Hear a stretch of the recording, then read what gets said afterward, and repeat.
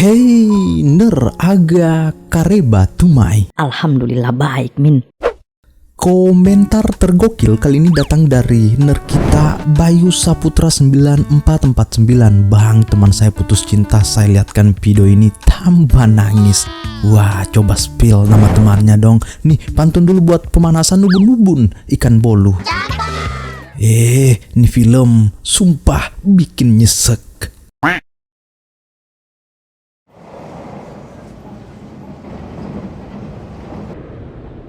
Musim panas di Tainan, Vietnam, kita diperkenalkan pada Jimmy, pemuda jomblo yang tinggal bersama keluarga kecilnya. Hidupnya sederhana tapi hangat dan penuh harmonis. Ada satu hal yang patut dikagumi darinya, meski sering bangun kesiangan, Jimmy tak pernah lupa mampir ke kuil untuk berdoa, meminta petunjuk dan kemudahan sebelum memulai hari. Nah, seusai itu barulah ia berangkat ke tempat kerja. Jimmy bekerja paruh waktu di sebuah tempat hiburan bernama Karaoke Kobe. Pemiliknya Bang Umis dikenal sering ngomel, namun balik suaranya yang keras, ia sebenarnya peduli pada semua karyawannya.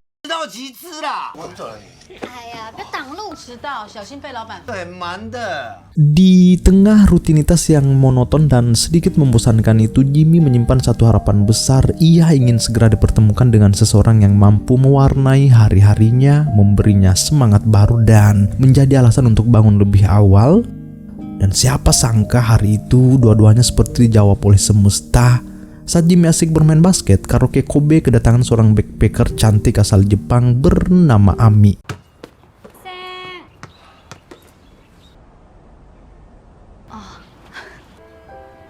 Konnichiwa. 働きたいんです。日本語。 Senyuman Ami sederhana tapi bagi Jimmy terasa asing sekaligus hangat. Mereka tampak bertemu secara kebetulan, namun Jimmy bisa merasakan pertemuan ini seperti awal cerita panjang yang belum pernah ia bayangkan. Ami datang untuk melamar pekerjaan. Jimmy pun mengantarnya menemui bosnya, Bang Umis. Suasananya jelas canggung bagi Ami karena tak ada yang mengerti bahasanya, ya kan? Kecuali Jimmy. Sedikit-sedikit Jimmy paham bahasa Jepang karena belajar otodidak dan kebiasaan menonton anime Jepang. Perlahan Ami menceritakan keadaannya. Ia sudah sebulan bepergian, tapi setibanya di Taiwan dompetnya hilang. Kini hanya punya pakaian di ranselnya. Meski Bang Umis tak paham apa yang diucapkan Ami, dari gesturnya ia tahu betul gadis ini benar-benar butuh pekerjaan. Ami pun akhirnya diterima bekerja. Bahagia sekali Ami sampai ia tersenyum lebar dan berkata pelan, "Arigato gozaimasu." Jimmy ditunjuk untuk mengenalkan Ami pada kebiasaan di tempat ini. Kebetulan ada kamar kosong, jadi Ami juga boleh tinggal di sana. Jimmy.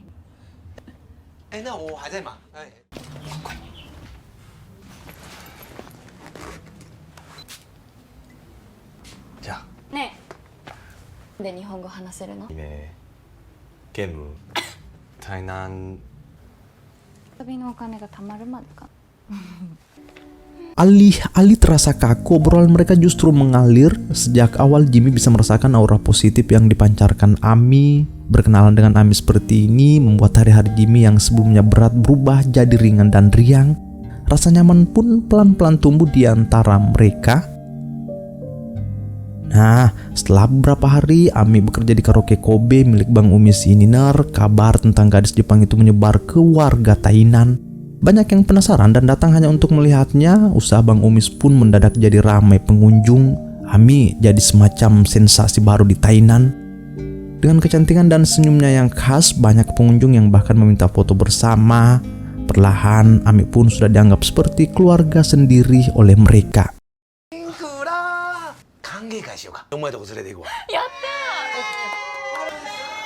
Malam ini Bang Umis mengadakan makan malam sederhana sebagai hadiah kecil sekaligus pesta penyambutan untuk Ami. Jimmy tentu hadir juga. Suasananya hangat, penuh tawa. Pelan-pelan kekeruban mereka makin terasa. Bang Umis berulang kali mengucapkan terima kasih karena sejak kami datang bisnisnya jadi ramai lagi. Rasa penasaran Bang Umis akhirnya keluar. Dia bertanya, "Kenapa Ami bisa berkeliling sendirian sejauh itu, Ner?"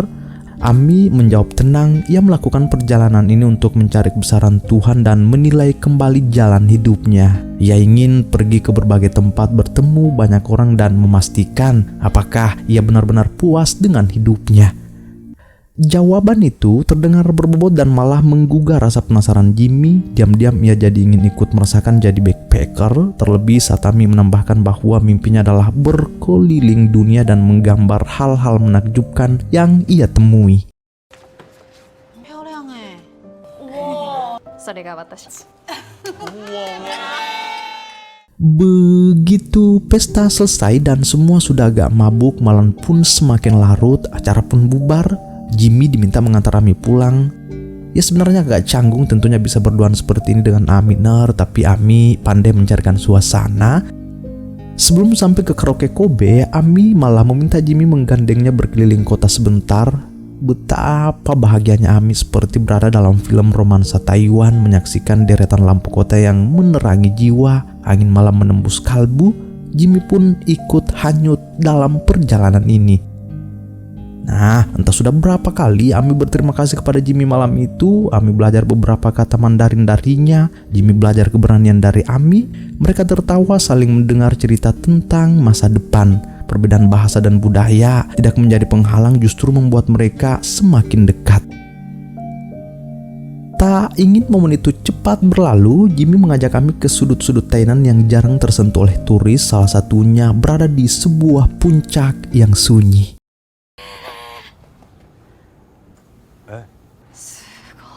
夢とかあるの？人生長い。考えます。私たち Malam ini seolah jadi malam terindah dalam hidup Jimmy. Begitu juga bagi Ami, mereka bicara tentang kehidupan, tentang masa depan dan keajaiban semesta. Ami berpesan agar Jimmy suatu hari menceritakan mimpinya setelah ia berhasil menggapainya nanti. Mimpi itu rahasia, kata Ami pelan. Entah kita yang mencapainya lebih dulu atau semesta yang memanggil kita lebih dulu, ya kan Ner? Di esok paginya, Ami bangun dengan semangat baru. Ya diminta melukis kembali tembok karaoke Bang Umis.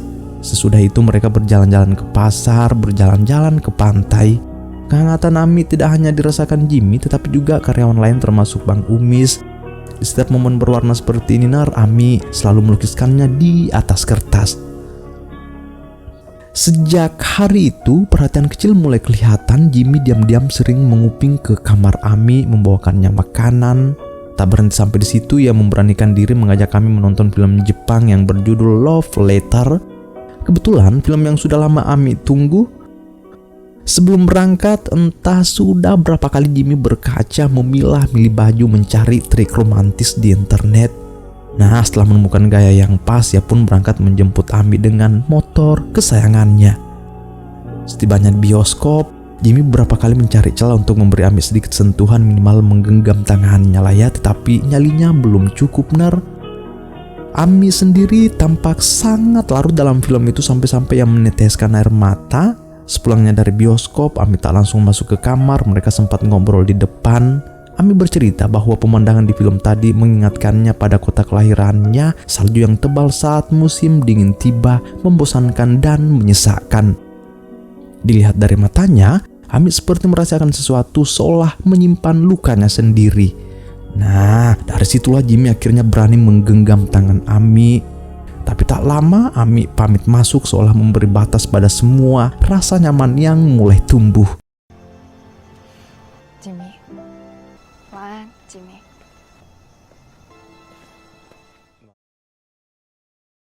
Musim panas tak selamanya ada. Waktu Ami di Taiwan hampir habis. Di suatu sore yang memberitahu mereka semua bahwa ia harus kembali ke Jepang. Nah, tentu saja kabar itu membuat Jimmy kaget. Ia bertanya kenapa harus tiba-tiba. Ami tak bisa memberi alasan pasti, tapi karena seseorang, ucapnya lirih, seseorang yang berarti dalam hidupnya. Nah, mungkin itu kekasihnya di Jepang.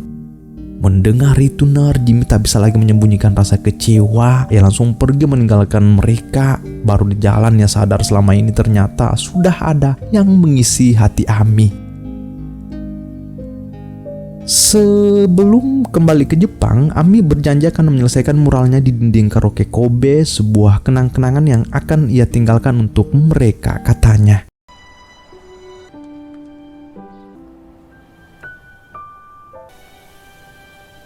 Kanse.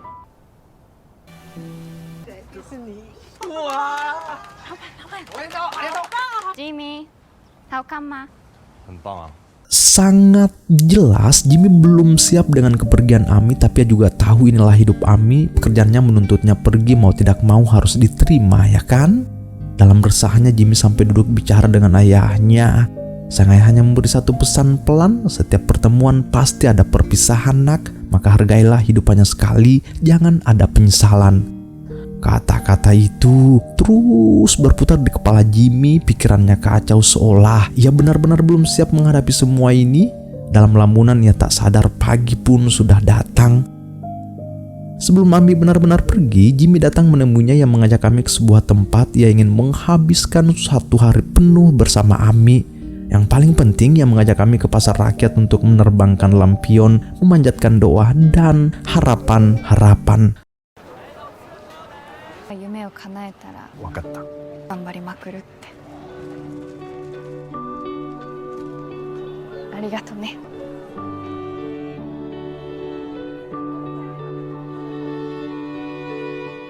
Nah, di esok harinya, hari yang paling berat bagi keluarga karaoke Kobe, Ami harus pulang ke Jepang. Suasana terasa sunyi dan berat.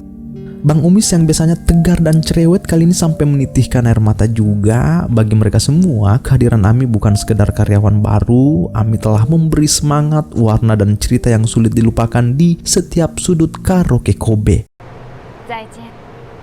谢谢大家，ありがとうございます。バイバイ。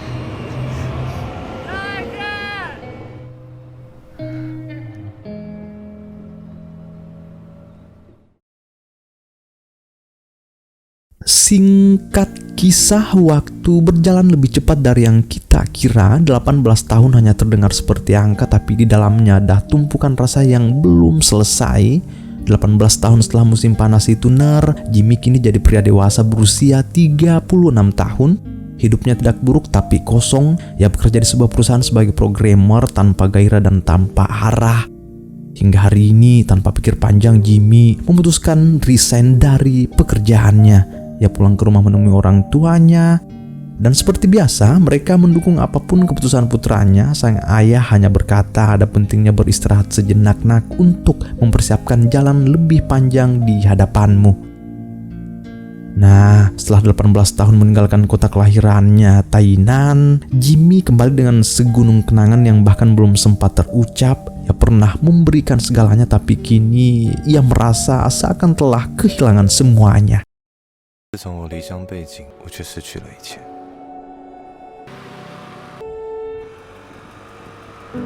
到底是哪里做错了？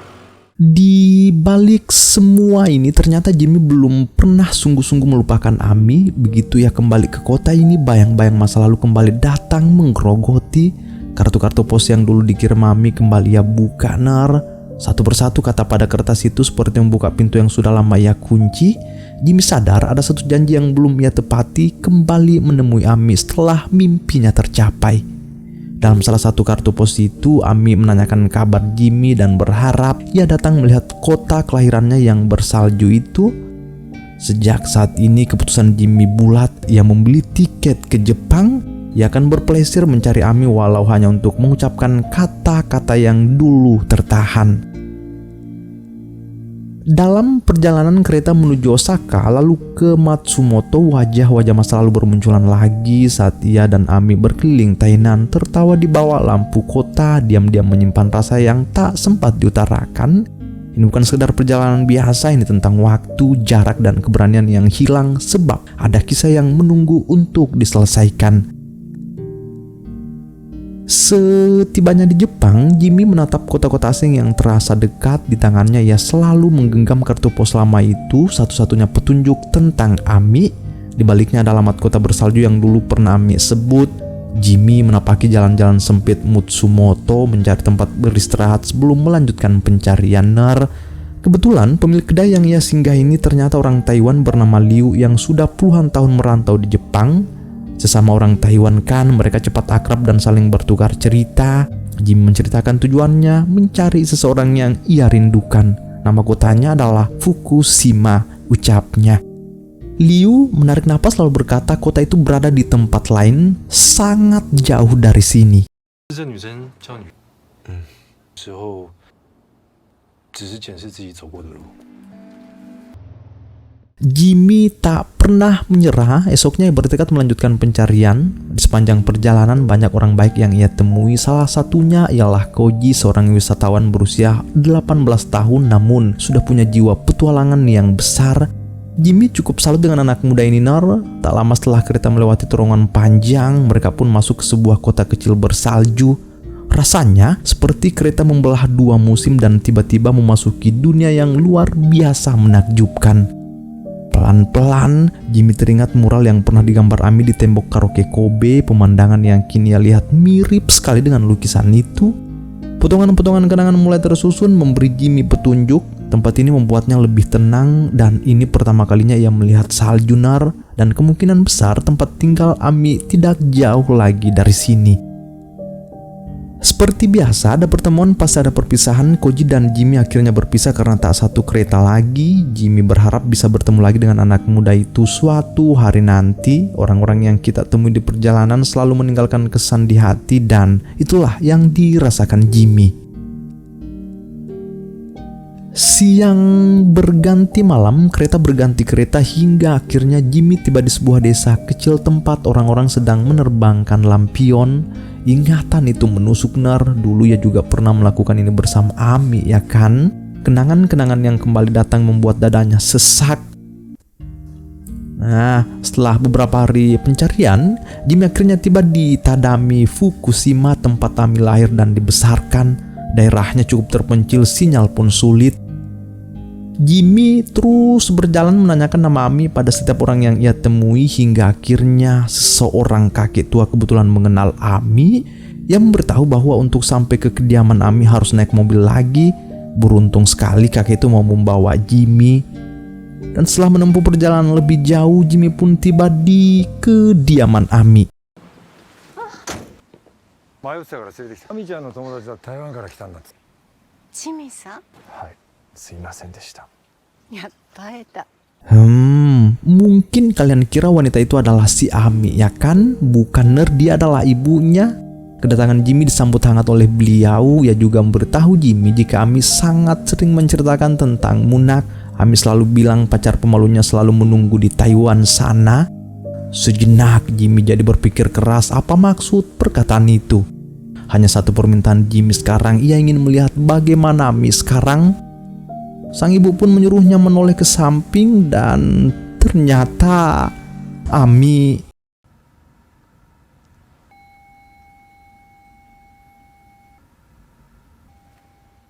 tak pernah diduga. Ternyata Ami telah meninggal, Nar. Bayangkan bagaimana pedihnya perasaan Jimmy jauh-jauh datang hanya untuk mendapati foto kematian Ami yang terbingkai di ruang tamu. Sang ibu mempersilahkan Jimmy masuk ke kamar Ami juga. Kamarnya masih berantakan seolah waktu berhenti di sana. Dinding-dinding penuh dengan lukisan perjalanan Ami, warna-warna yang bercerita tentang dunia yang sempat ia jelajahi. Pelan-pelan sang ibu menjelaskan semuanya. Ami meninggal karena kardiomyopati hipertrofi, penyakit jantung yang diam-diam ia bawa sejak lama. Meski sudah dilarang, Ami tetap memaksakan diri berkeliling dunia. Ia ingin melihat luasnya bumi sebelum benar-benar pergi dari dunia ini. Dan Taiwan adalah tempat yang paling ia cintai karena di sana ada Jimmy, pria yang selama ini diam-diam ia sayangi. Jimmy hanya bisa terdiam menggenggam buku harian Ami. Dari situ ia baru benar-benar memahami di balik semua senyuman Ami yang dulu ada luka yang ia sembunyikan dan ada cinta yang ia jaga untuk Jimmy. Ami membatasi diri bukan karena tak peduli, tapi karena ia tahu waktunya di dunia sudah tak lama lagi. Karaoke Kobe. この時間が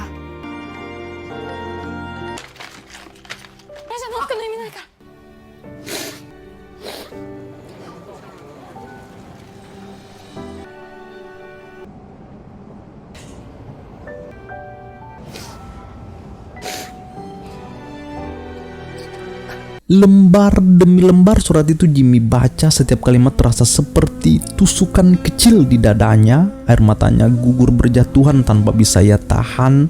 Ada satu kalimat yang membuat nafasnya tercekat. Terima kasih telah hadir dalam hidupku, Jimmy. Saat itu juga Jimmy benar-benar sadar betapa besarnya cinta Ami padanya selama ini, Nar. Namun karena mustahil lagi untuk bertemu, ia hanya bisa memanjatkan doa, berharap Ami bahagia di tempatnya sekarang. Meski sayapnya terasa patah, Jimmy tahu ia harus tetap melanjutkan hidup, sebab begitulah takdir yang sudah terukir antara dirinya dan Ami. Nah, setelah semua ia ketahui, Jimmy pun berpamitan pada ibu Ami. Dengan hati yang teriris-iris, ia kembali melakukan perjalanan pulang ke Taiwan.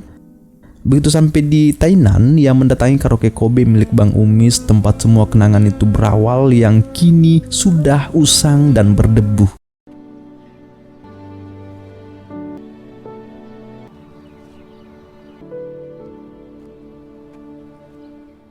Tak terasa kita ini ternyata sudah berada di penghujung kisah. Setiap pertemuan selalu meninggalkan jejak. Kami datang seperti musim panas, hangat, singkat, penuh cahaya. Lalu ia pergi meninggalkan salju dan sunyi. Dari Ami, Jimmy belajar bahwa cinta pertama bukan tentang memiliki, tapi tentang menjadi alasan seseorang tersenyum walau hanya sebentar. Hidup harus terus berjalan, tapi kenangan seperti ini tetap tinggal menjadi pengingat bahwa kita pernah dicintai tanpa syarat.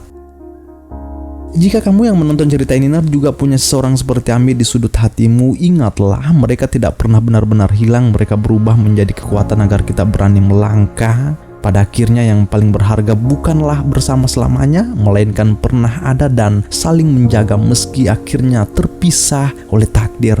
Seperti kata ayah Jimmy, setiap pertemuan pasti ada perpisahan, tapi tidak semua perpisahan berarti berakhir. Sebagian tetap tinggal di dalam diri kita, menjadi alasan untuk bertumbuh dan belajar menghargai orang-orang yang kita temui. Kini telah usai. Silesrekum malebih dimanapun kalian berada, Aceh, Sumatera Utara, Sumatera Barat, Riau, Kepulauan Riau, Jambi, Sumatera Selatan, Bangka Belitung, Bengkulu, Lampung, DKI Jakarta, Banten, Jawa Barat, Jawa Tengah, di Yogyakarta, Jawa Timur, Kalimantan Barat, Kalimantan Tengah, Kalimantan Selatan, Kalimantan Timur, Kalimantan Utara, Sulawesi Utara, Gorontalo, Sulawesi Tengah, Sulawesi Barat, Sulawesi Selatan, Sulawesi Tenggara, Bali, Nusa Tenggara Barat, Nusa Tenggara Timur, Maluku, Maluku Utara, Papua Barat, Papua Barat Daya, Papua, Papua Tengah, Papua Pegunungan, Papua Selatan, terkhusus Maros Baru, Parepare, Pinrang, Sidra, Penrekang, Toraja, Mamuju, Palopo, Lu, Poso, Palu, Makassar, Bone, Sinjai, Goa, Takalar, Jeneponto, Bantaeng, Bulukumba, Selayar, dan masih banyak lagi. Jangan lupa subscribe. Terima kasih sedalam-dalamnya telah menyempatkan diri mampir ke channel sederhana ini. Oh iya, apakah yang bisa kita petik dari kisah ini, Cep? Coba komen di bawah. Selamat bersua di video selanjutnya. Bye-bye. And every time I try to fly, I fall without my wings. Feel so small. Guess I need you, baby.